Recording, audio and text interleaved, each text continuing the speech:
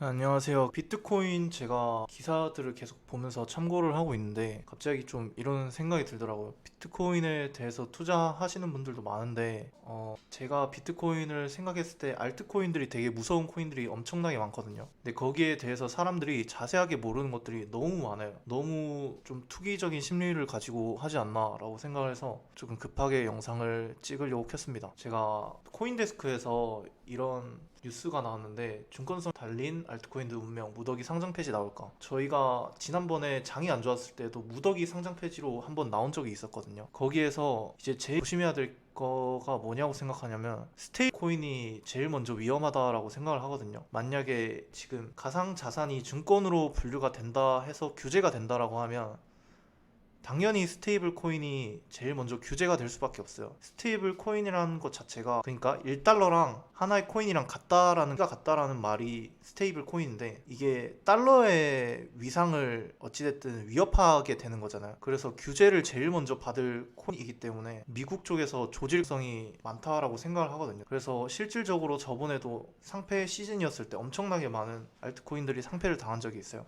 그래서 이렇게 CPI가 또 무너지고 시장도 안 좋은 상태에서 규제까지 나오게 되면 무더기로 상패할 종목들이 되게 많다라고 생각이 되거든요. 그리고 비트코인의 탈중앙화에 대해서 이야기를 해보자면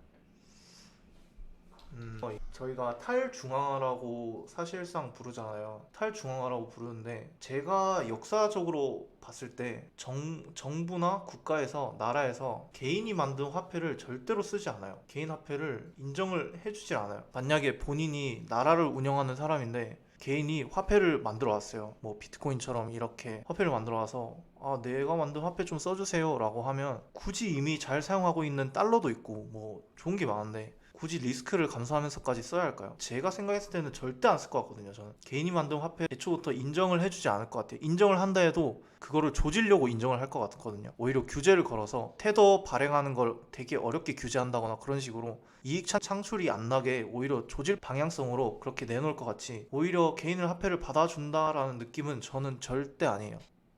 그래서 개인 화폐를 가능성은 진짜 정확하게 말하면 절대 그럴 가능성이 없다라고 말하고 싶어요. 절대 그럴 가능성이 없습니다. 분명하게 얘기를 드립니다. 저는 절대 개인의 화폐는 나라가 사용하지 않아요. 그런데도 비트코인이란 것 자체는 지금 상황으로서는 자산으로 인정되는 건 확실히 맞아요. 모든 사람들이 자산으로서의 인정은 받고 있어요. 저희가 이제 금이나 은같이 금이나 은도 솔직하게 뭐 옛날에는 그냥 돌덩이일 뿐이지 누가 자산의 개념으로 알았어요 이거를. 처음 본 사람들은 그냥 똥색 돌인갑다 하고 지나갈 뿐이지. 그치만 그거 사람들의 인식이 자산으로서의 가치가 매겨졌을 때에는 분명하게 다른 거거든요. 그리고 저는 자산으로서 인정을 받는다면 이때까지 역사적으로 자산의 움직임들은 항상 우상향이었어요. 저희가 나스닥도 그렇고 경제에도 우상향이고 자산도 우상향이에요. 나스닥도 그렇고 금 가격도 그렇고 모든 자산은 이때까지 우상향했던 역사들이 맞아요. 확실해요 그건. 그러니까 역사가 있는 것들이니까 이런 것들을 자산으로서의 인정을 받았다는 것 자체는 솔직하게 무시를 할 수 없는 상황이라고 생각을 해요. 그리고 비트코인도 지금으로서는 굉장히 시장도 안 좋고 저는 전저점을 깰 거라고 분명히 예상합니다. 전저점을 깨고 많이 그런 식으로 내려갈 수도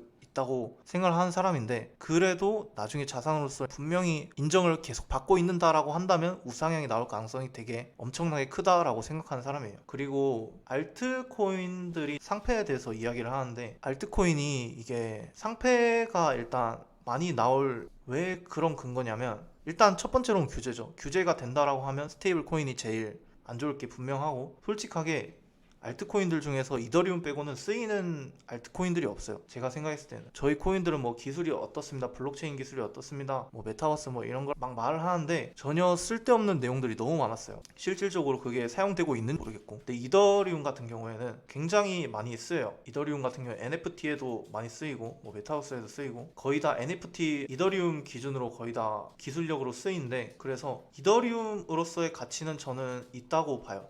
솔직하게 이더리움은 기술력이나 이런 것들도 있고 CEO 경영 자체가 하는 마인드가 이더리움을 자기가 계속 들고 가려고 하죠. 매각하는 모습도 한 번도 보이지 않았고. 근데 리플 같은 경우에는 솔직하게 뭐에 쓰이는지 모르겠어요. 그렇게 쓸만 앞으로의 가능성도 잘 크게 모르겠고 리플도 솔직하게 수수료에 대한 그런 이득성이 강하긴 한데 본인의 CEO 창설자 이거를 계속 팔아먹고 있거든요. 자신의 리플을. 근데 저희도 루나 사태 때도 마찬가지로 권도영이가 솔직하게 뭐 이번에 10위 위인에 뭐 빛날 사람이다 뭐 이렇게 얘기를 했는데도 결국엔 어떻게 됐어요? 자기 코인을 팔아먹고 다 뭐 그냥 도망갔잖아요. 결론은. 그런 것처럼 정말로 자신의 기술에 신뢰가 있고 내가 이거 가지고 더 돈을 벌 수 있어 라고 생각하는 CEO의 마인드들은 절대 자신의 그런 가치들을 매각하지 않아요.